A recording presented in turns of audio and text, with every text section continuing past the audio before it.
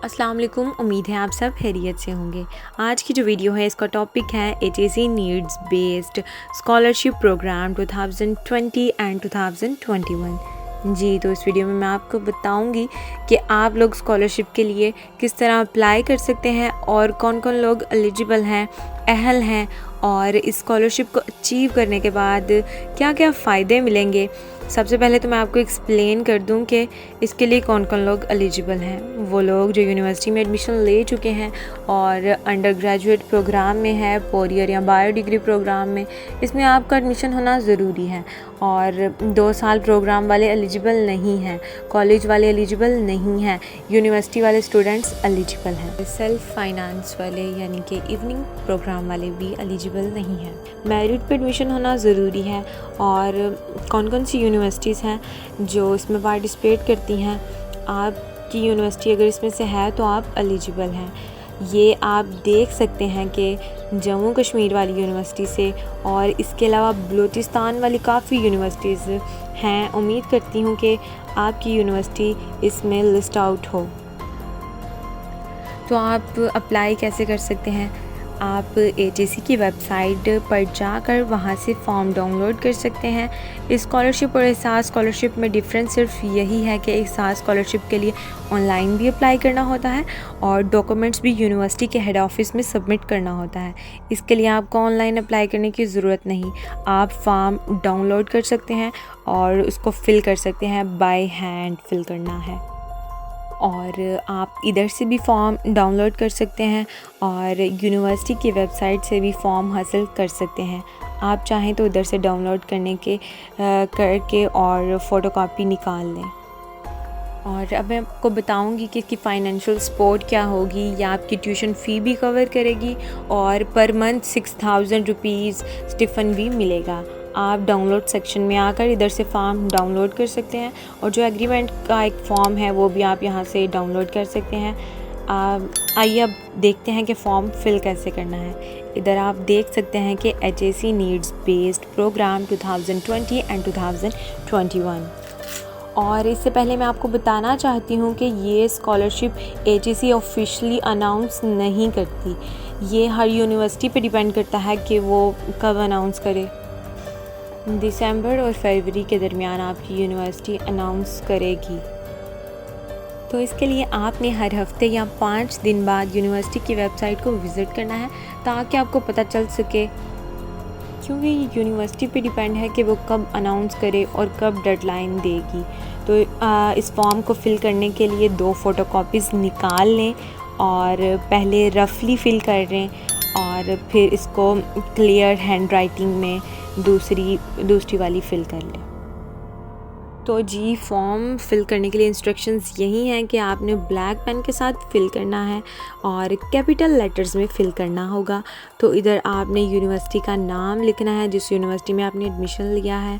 और इसकी स्कॉलरशिप की अच्छी बात यही है कि जिस तरह एहसास स्कॉलरशिप में फ़र्स्ट सेमेस्टर वाले अप्लाई कर सकते हैं, इसमें हर सेमेस्टर वाले अप्लाई कर सकते हैं, बेशक आप फर्स्ट सेमेस्टर में हैं, 4th सेमेस्टर में हैं या 7th सेमेस्टर में हैं।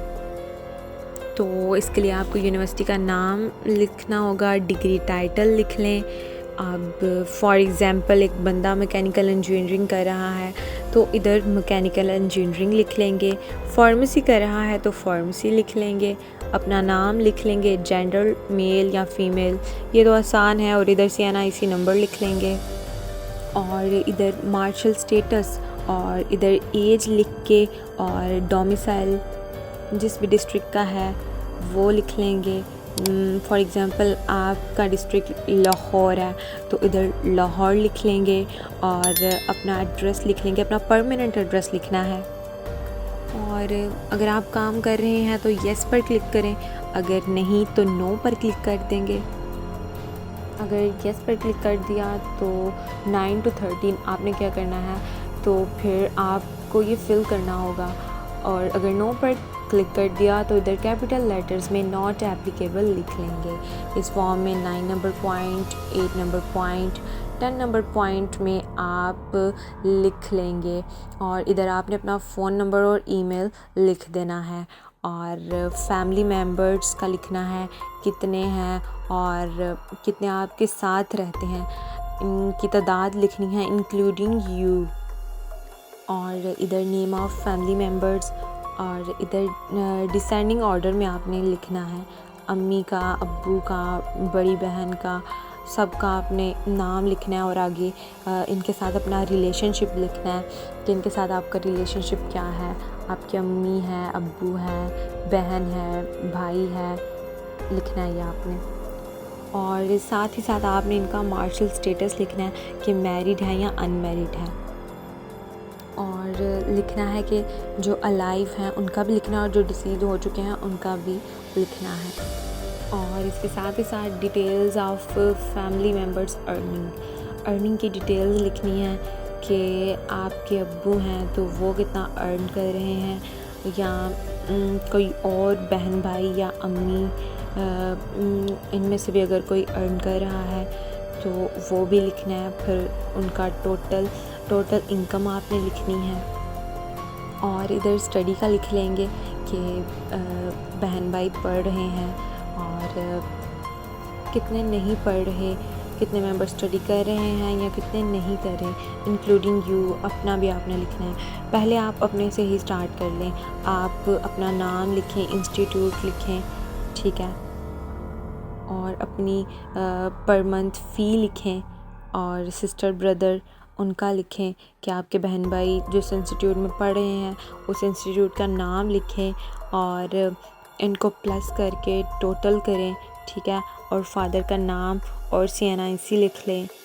और अगर फादर अलाइव है या वफ़ात पा चुके हैं तो क्लिक करें, अलाइव है तो वहाँ क्लिक करें, वफ़ात पा चुके हैं तो उस पर क्लिक करें। और जी यहाँ पे आपने अपने अब्बू का ऑफिशियल स्टेटस लिखना है कि वो रिटायर हैं या अभी जॉब कर रहे हैं, और जिस भी कंपनी में काम कर रहे हैं उसका नाम, उसका फ़ोन नंबर और उनका पेशा लिख देना है कि क्या काम कर रहे हैं, मैनेजर हैं, ड्राइवर हैं, ठीक है, आपने वो लिख देना है। और अगर सरकारी नौकरी कर रहे हैं तो उनका नेशनल टैक्स नंबर और किस ग्रेड में हैं ये लिख लेंगे, और फिर उनकी टोटल इनकम लिख लेंगे।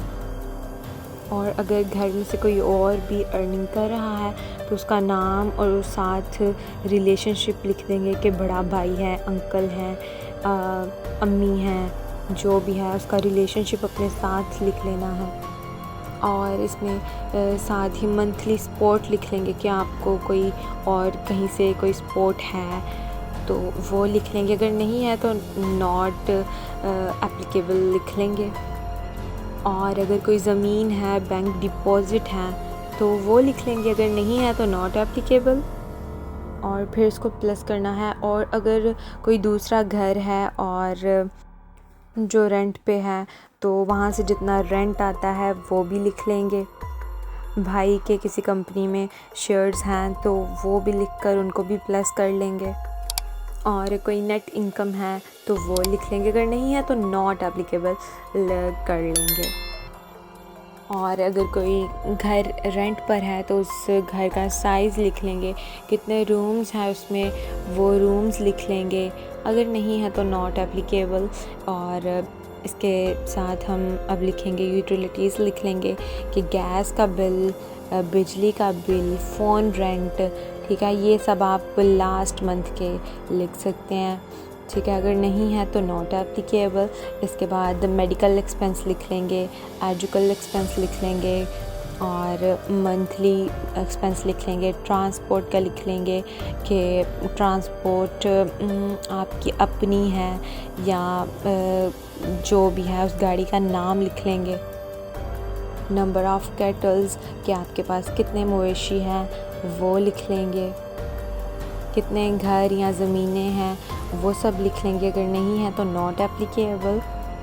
और अपना लिख लेंगे कि अपने सेमेस्टर की फ़ी के लिए आपने अगर कोई लोन लिया हुआ है तो वो लिख लेंगे, बेशक आपने किसी बैंक से या किसी रिश्तेदार से लोन लिया है तो वो लिख लेंगे, अगर नहीं है खुद से दिया है तो not applicable. Any other source of income other than loan, अगर आपको कोई सपोर्ट कर रहा है या कोई ऑर्गेनाइजेशन सपोर्ट कर रही है, कोई दोस्त या कोई रिश्तेदार सपोर्ट करता है तो उसका आप यहाँ पे लिख सकते हैं, नहीं है तो नॉट एप्लीकेबल। और इधर आप एजुकेशनल डिटेल्स लिखेंगे, मैट्रिक और इंटर की, उनकी फ़ी लिखेंगे और लिखेंगे कि किस डिवीज़न में आपने पास किया था, ए या बी सी ग्रेड्स लिखेंगे, ठीक है, नहीं तो नॉट एप्लीकेबल। और इधर परसेंटेज लिखेंगे, यहाँ पर मंथ फ़ी लिखेंगे और ट्यूशन चार्जेस लिखेंगे और कॉलेज को अटेंड जब किया था उस टाइम क्या फ़ी थी वो यहाँ पे लिखेंगे, पर मंथ फ़ी लिखनी है। और अगर इससे पहले भी कोई आपको स्कॉलरशिप मिल चुकी है तो उसका बताएंगे येस या नो, और मिली है तो उसकी डिटेल्स लिखेंगे और क्यों सूटेबल कैंडिडेट है तो यहाँ आप लिखेंगे कि ये मेरा ड्रीम है या हायर एजुकेशनल कंप्लीट करना चाहता हूँ या चाहती हूँ और मेरी फैमिली मेरे इतने अखराजात बर्दाश्त नहीं कर सकती। और जी इधर डिटेल्स इन कर लेंगे, अपने फादर का सिग्नेचर और अपना सिग्नेचर, और इधर सिग्नेचर कर लेंगे कि ये आपकी स्कॉलरशिप इस यूज़ के लिए है, इसको आप और किसी मकसद के लिए यूज़ नहीं करेंगे, इसी के लिए करेंगे। तो यहाँ पे भी सिग्नेचर कर लेते हैं। तो यहाँ पे आपकी फ़ॉर्म कंप्लीट हो गई और फॉर्म कंप्लीट करने के बाद कौन से डॉक्यूमेंट्स आपने इसके साथ अटैच करने हैं वो मैं आपको दिखाती हूँ। उसमें फ़ादर की CNIC कॉपी और मदर की CNIC कॉपी, उसको साथ में अटैच कर लेंगे और इसके साथ साथ अपना सैलरी सर्टिफिकेट अटैच कर देंगे, नहीं है तो वो किसी पेपर पे आप अपना सैलरी सर्टिफिकेट बना लें। और साथ ही साथ इसके आप अपने लास्ट 6 मंथ्स के बिल्स अटैच कर लेंगे। प्रीवियस स्कॉलरशिप है तो वो साथ अटैच कर लेंगे, नहीं है तो ना अटैच करें। उम्मीद है कि आपको HIC स्कॉलरशिप्स की सारी डिटेल्स समझ में आ गई होंगी, नहीं तो आप कमेंट्स में मैसेज करके पूछ सकते हैं।